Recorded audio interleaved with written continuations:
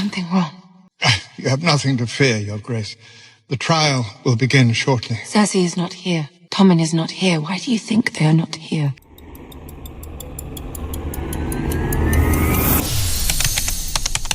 Six people walked into the Great Sept of Baelor that morning with enough combined power to reshape Westeros. Not one of them walked out. And the woman who killed them all, Cersei Lannister, was not even in the building. She was standing on a balcony drinking wine, watching. She did not kill them out of hate. She killed them because love had already failed her 3 times over, and she had decided, quietly, that power was the only protection that did not lie. What this scene actually reveals is not a villain making a calculation. It is a mother making a trade. And once you see the specific wound that drove her to that balcony, every choice Cersei makes from Season 1 onward looks completely different. To calculate the atmospheric pressure of this Great Sept of Baelor, we must understand what each person in this room has already lost before the scene begins. Margaery Tyrell has been inside this institution for months. She surrendered her political instincts and performed conversion because it was the only move available. She is not devout. She is tactical. And in this moment, standing in the sept waiting for a trial that will confirm her power, she is the first person in the room to realize the trial was never the point. The High Sparrow has spent his entire life constructing a moral architecture that makes him untouchable. His faith is real, but his power depends on everyone else believing the architecture holds. When Margaery tells him something is wrong, he cannot hear her, because hearing her would mean admitting the architecture has a flaw. And Cersei, who is conspicuously absent, has spent 12 months being publicly destroyed by both of them. She was stripped of her titles, imprisoned, and walked naked through the streets of King's Landing, while the city screamed at her body. What Cersei needs from this interaction is not negotiation. It is erasure. That is the only thing that will satisfy the wound. Forget about the bloody gods and listen to what I'm telling you. Margaery is not appealing to theology. She is not arguing. She is bypassing every layer of institutional decorum and speaking directly to the High Sparrow's survival instinct. She knows he is a pragmatist dressed in faith. She is trying to reach the pragmatist. He does not respond. The reason he cannot respond is the same reason that will kill him. He built his entire identity on the belief that his moral system makes him immune to political consequence. Cersei understood something about him that he never understood about himself, that his certainty was the vulnerability. Ephestemic closure, the condition in which a person's belief system becomes so self-reinforcing that contradictory information cannot enter, not because they reject it, but because the architecture of their worldview has no door for it. The High Sparrow does not dismiss Margaery's warning because he thinks she is wrong. He dismisses it because the possibility that she is right would require him to believe that his faith offers him no protection. And that belief is the foundation of everything he is. Cersei did not just build a trap in the tunnels beneath the sept, she built it inside his mind, years earlier, by letting him believe he had already won. Cersei understands the consequences of her absence, and she is absent anyway, which means she does not intend to suffer those consequences. This is the most precise diagnosis anyone delivers about Cersei in 6 seasons of television. Margaery has read her completely. She understands that Cersei's absence is not defiance.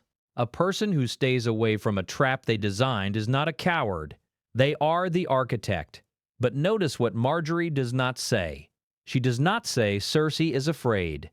She does not say Cersei has escaped.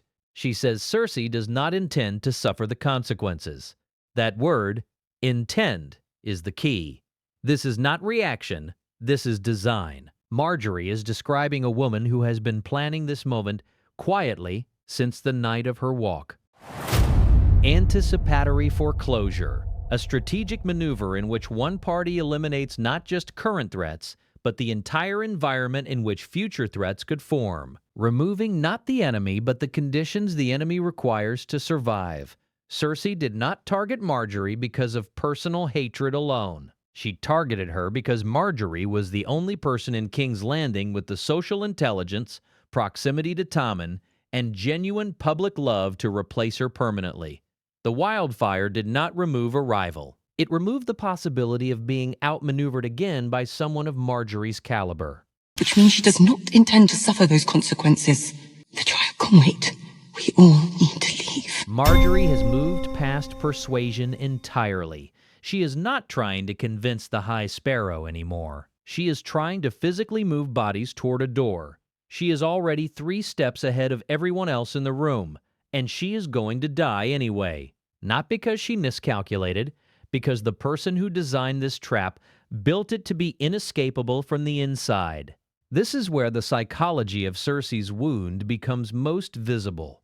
A person acting from grief or impulse does not build this. They do not account for every exit. They do not place children in the tunnels, eliminate Pycelle simultaneously, and stand at a safe distance with a glass of wine. This level of architecture requires something colder than rage. It requires a person who has already finished grieving. The psychological wound that occurs when a person whose entire identity is built around a specific self-image, power, beauty, invulnerability, has that image shattered publicly without consent and in front of an audience. Cersei's walk through the streets of King's Landing was not a punishment. It was a performance of her destruction, staged for the maximum possible audience. For a woman who had spent her entire life using her name, her beauty, and fear as weapons, having those weapons stripped and displayed as weaknesses was not a setback. It was annihilation.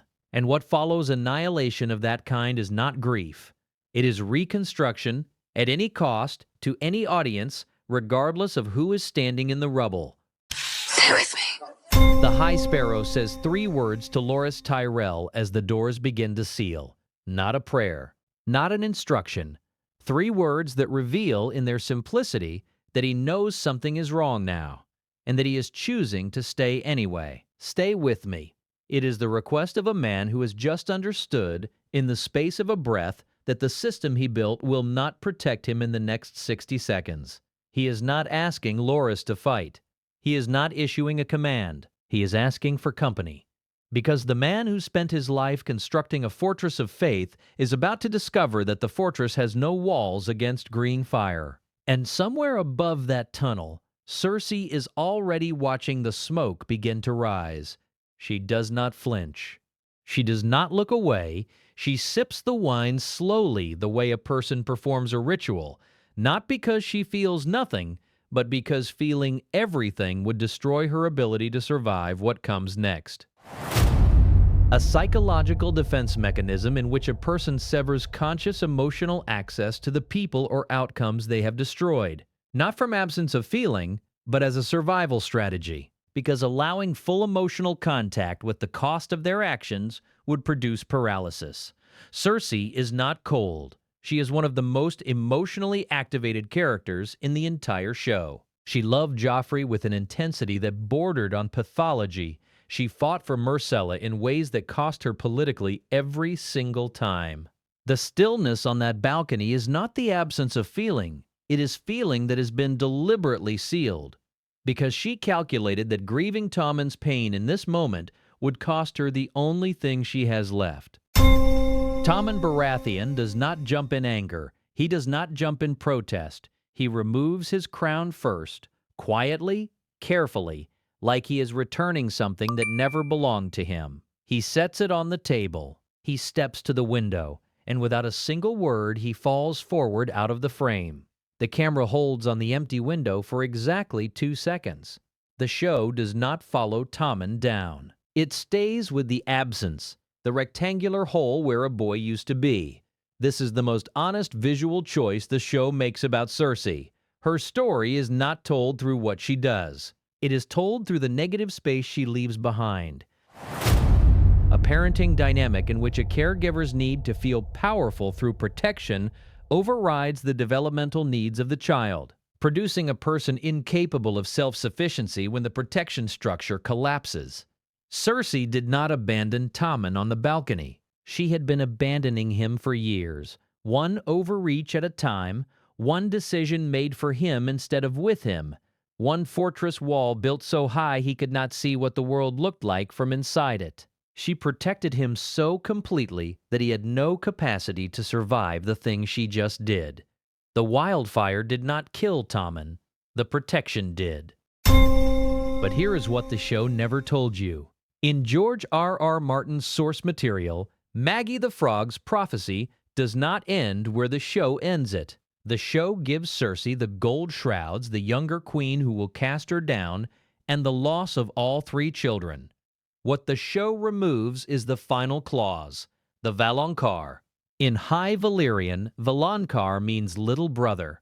Maggy tells a young Cersei that the Valonqar shall wrap his hands about her pale white throat and choke the life from her. Cersei spends her entire adult life interpreting this as Tyrion. In the books, this terror is the engine beneath nearly every political decision she makes. She does not just despise him. She is terrified of him, not for what he has done, but for what a childhood prophecy told her he will do. Which means the wildfire, the destruction of the Sept, the elimination of every rival. All of it can be read not as strategy, but as a woman trying to outlive a prophecy she never stopped believing. The night she chose the throne over her children was not purely political calculation. It was superstition in armor. She was not building a future. She was trying to survive a prophecy that had already decided her ending. When someone who has been publicly humiliated returns to power, the instinct is to read their actions as revenge. But revenge requires a future self that still values what was taken.